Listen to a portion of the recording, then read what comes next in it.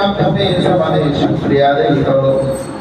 যেহেতু জবান আল্লাহ দিয়েছেন, যদি পারো তো এই জবান দিয়ে আল্লাহর নবীর মানুষকে আহ্বান করো। কারণ ওই জবানের মতো, ওই কথার মতো ভালো কথা পৃথিবীতে আর নাই, যে কথার মাধ্যমে মানুষকে আল্লাহর দিকে ডাকতে আহ্বান করে। আল্লাহ তাআলা বলেন, মান আহসানু কওলান মিম্মান দাআ ইলাল্লাহ ওয়া আমিলা সালিহান ওয়া ক্বালা ইন্নানি মিনাল মুসলিমিন। ওই কথার চেয়ে সুন্দর কথা, দামি কথা আর কি হতে পারে? মান আহসানু কওলান মিম্মান দাআ ইলাল্লাহ, যে ব্যক্তি মানুষকে আল্লাহর দিকে ডাকে, ওয়া আমিলা সালিহান, আর ভালো কাজ করে।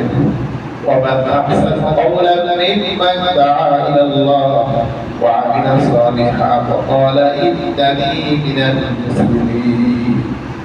এই কথার চেয়ে ভালো কথা আর হতে পারে? কথা তো আমরা অনেক বলি। আল্লাহ পাক কোরআনে কারীমে বলেন, সবচেয়ে দামি কথা, সবচেয়ে ভালো কথা ওই কথা যে মানুষকে ভাই আসেন নামাজ, ভাই আসেন জিকিরের হালকায় বসে, ভাই আসেন আমরা একটা ইবাদতের কাছে, ভাই আসেন আমরা সত্যের পথে চলি, আমরা দ্বীনের পথে চলি, আমরা আল্লাহর সহমতে চলি। এক কথায় দ্বীনি কিছু কথা, ভালো কিছু কথা, আল্লাহর পথে, নবীর পথে আহ্বান করার যে কথা, এই কথার চেয়ে ভালো কথা আর হতে পারে না। এই কারণে জবানের শুকরিয়া আল্লাহর জিকির করে করো। জবানের শুকরিয়া আল্লাহর জিকিরের মাধ্যমে করতে হবে। জবানের শুকরিয়া কোরআন তেলাওয়াতের মাধ্যমে করতে হবে। জবানের শুকরিয়া আমরা আদায় করব মানুষকে আল্লাহর পথে আহ্বান করার মাধ্যমে।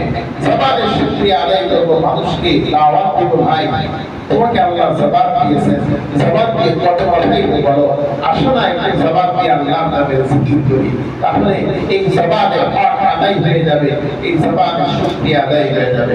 আল্লাহ পাক রব্বুল আলামিন আমাদেরকে জবানের সঠিক ব্যবহার করার, শুকরিয়া আদায় করার তৌফিক দান করেন।